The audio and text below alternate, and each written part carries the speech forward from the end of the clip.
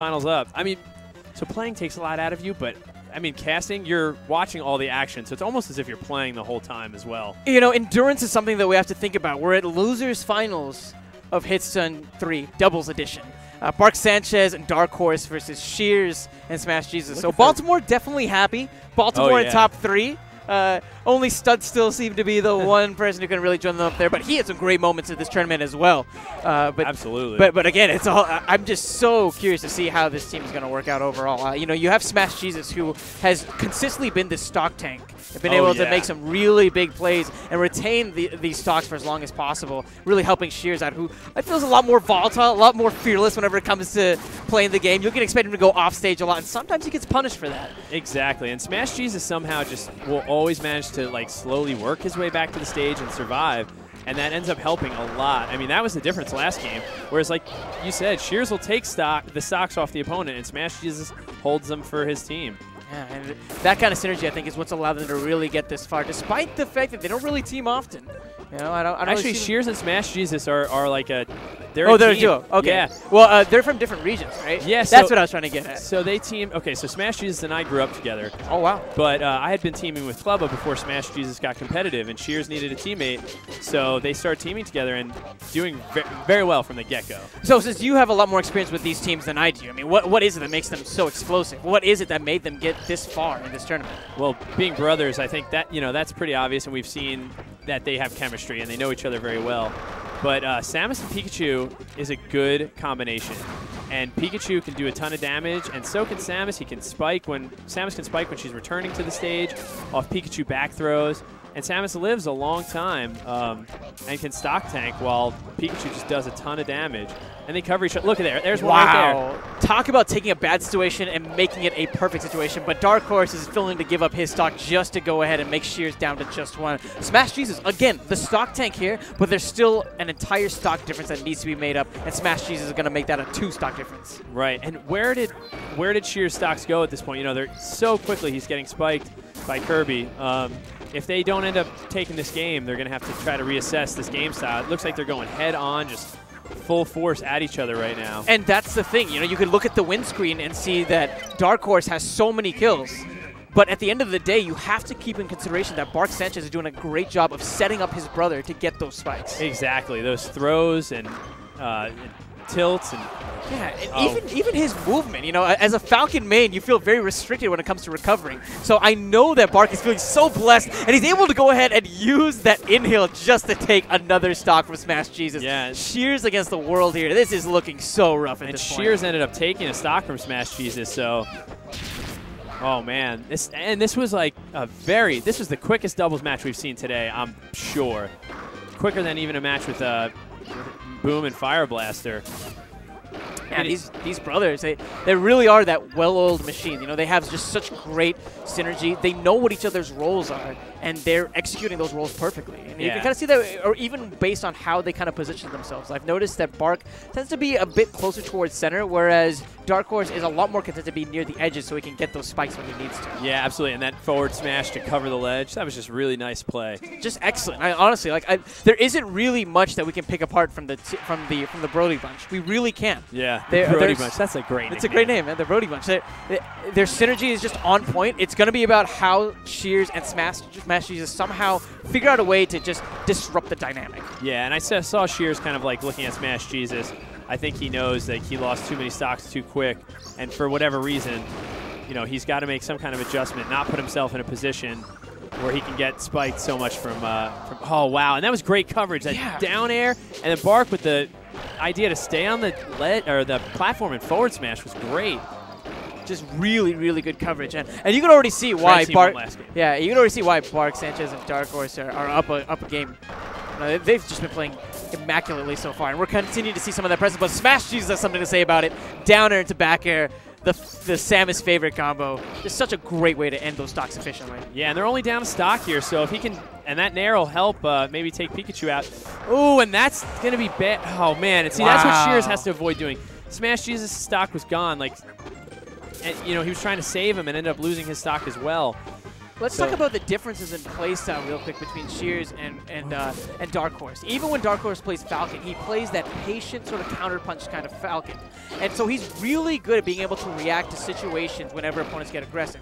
That's the downfall of Shears right now. He's such an aggressive player, and Darkhorse has done a great job of capitalizing on all of those overextensions. Absolutely. We saw Darkhorse SD there, but in general, he's been keeping himself near the edge, like you said, and just doing a great job of capitalizing when someone is off stage. And Shears has been really, really aggressive, not just offensively, but aggressive in trying to get saves, and it cost him. Oh, good way to get back from Smash Jesus. And let's see if they can finish off the stock of Pikachu. Ooh. Shears gets pretty aggressive with it, and I think it'll work. Good back throw as well. But look at that. That was Dark's first stock. Yeah. And he was, what, 188%? That's just so rough right now. Yeah, they can't have Bark living as long as he has. And it could also just be with the team composition as well. I mean, playing characters like Samus and Pikachu, you don't necessarily have the most efficient ways to always end stock. Samus does have that down air, that's true, but especially because the red team has done such a great job of shutting out Smash Jesus and keeping him off stage, we're not seeing too many of those opportunities really arise for the blue team. Yeah, absolutely. I mean, you can kind of think of Samus in the same role that you would think of Kirby in the Pika Kirby team. You know, spikes and edge guards. He's got shots. He's got the up B to break things up. I mean, and I always say he, but obviously she. Samus definitely has a lot of tools to end stocks where, if, like, Pikachu back throws the other Pikachu off the stage, Samus can definitely get a spike. And they have to make sure they're covering. Oh, that was such good spacing on Smash Jesus' part to land that back air without hitting his teammate. Look at that team synergy, though, using the forward air just to renew the quick attack, but not going to be enough. Blue team able to go ahead and close out both of those stocks in a really decisive manner.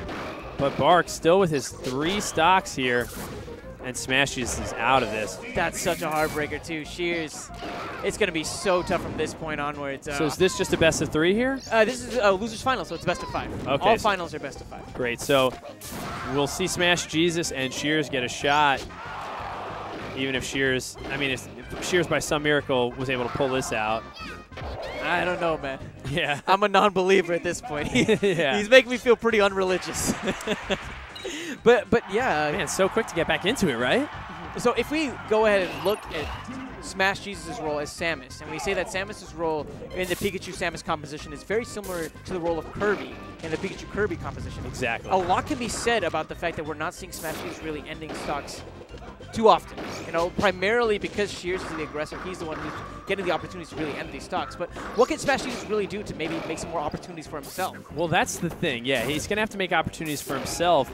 But at this point, he needs Shears to be a little, maybe less aggressive and play a little smarter so that people are put in position for him to spike like that. Wow, that was Now he's got to finish this stock as well. How's he going to do it? Beautiful option. Yeah. And that was really smart, too. He hung on the ledge long enough basically to make Darkhorse think, I need to recover high. And then he hops on the stage, gets the back air, gets the stock. Yeah, it was a great mind game there. And that's, for Smash Jesus, he is going to have a lot. He's going to have trouble going at them aggressively. These characters are better in a one-on-one situation than Samus. So he's really got to play that support role. And Shears, yes, has to be the aggressor, but not to a, this down tilt is going to do it. Yeah, and that's the Darkhorse knew exactly what he had to do against Samus. But yeah, Shears has to make sure that he's not overextending himself and putting Smash Jesus in a position where he has to actually try to save Shears. Yeah, he needs to be in that position where he can use that shotgun, right, and take out those stocks efficiently with that down air. That's a great combo against Darkhorse. Now Smash Jesus needs to get over there and try to finish that stock. Yeah, we're expecting the wall of bears here because how much coverage it grants, but the bear actually ends up connecting on Smash Jesus. Bit of friendly fire, but it's still going to be a stock in favor of Red. And the surprise charge shot! Yeah, he just charged it up and let it out before it was completely done. Oh, and he wanted to get a dash attack or something in against that recovering Kirby, but a great F air. Back air is going to be connecting. And that's what the red team has done such a great job of. Again, separating these two players. Ooh. They don't have that team synergy, and they're really paying for it. Yeah, and Shears really needs to be careful here. Okay, so Smash Jesus is back. So it's anybody's game, this one right now.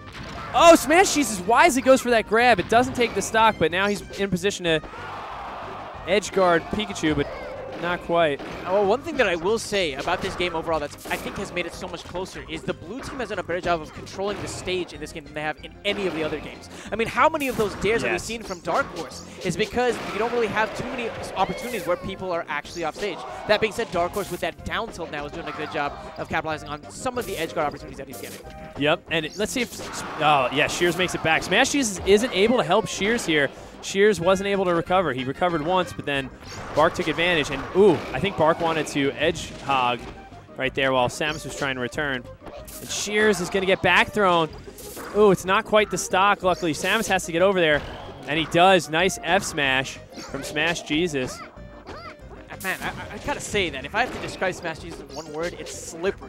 He slippery. Is so slippery. I see these hitboxes, and they are pixels away from colliding with him, and he somehow weaves around and sets up for counter punches just like that. That was a beautiful downer to back air to take the stock. And Shears on the verge of taking another stock here. He's going way too deep, but he doesn't get hit. He doesn't get hit by that final hit of that final cut. But that was a situation where, I think that was a controller input, but he's got to be careful, Oh, Smash Jesus. Oh. Let's see what he does here. Oh, man. Tough because he had a fully charged shot. He's down to his last stock. We really need this resurrection from Smash Jesus. He has to try his best to go ahead and continue to keep this blue team's doubles hopes alive. And that kill is going to definitely do a lot. Shears going in deep. He's been so aggressive. Let's see if it might pay off for him. Going for the F-tilt, but the final cutter ends up clearing up the ledge and allowing Bark to get back. But Smash Jesus is all right there. He covers the stage. And that is where we see Shears go for it again go too deep for that, and he pays for it. He had a couple decent tries at it earlier, but now Smash Jesus is left in a 2-on-1 and a down tilt. Could seal a deal here. Smash Jesus, you see, has to go all the way up and try to hit Darkhorse with that hitbox because, and that'll do it. That's it. Smash Jesus and Shears, they put on a great showing in that third game. Agreed. Their control of the stage, especially in the early and mid game, was phenomenal. And I think that's what made it be a last stock scenario at the end. Yeah, that one was so much tighter than previously. It was just those moments of overextension from Shears. And don't get me wrong, Shears, he had the reasoning to overextend at points. We saw him go in deep and get some really great kills on Darkhorse, but that last little bit that he did really cost him. So yeah. A bit of a heartbreaker at the end, but still great showing. A 3-0, but it didn't really feel like a 3-0 at the end. No, it felt like when it was a 2-0, it did, but that last game definitely made it feel like it could have gone either way, right? Yeah. And like you said,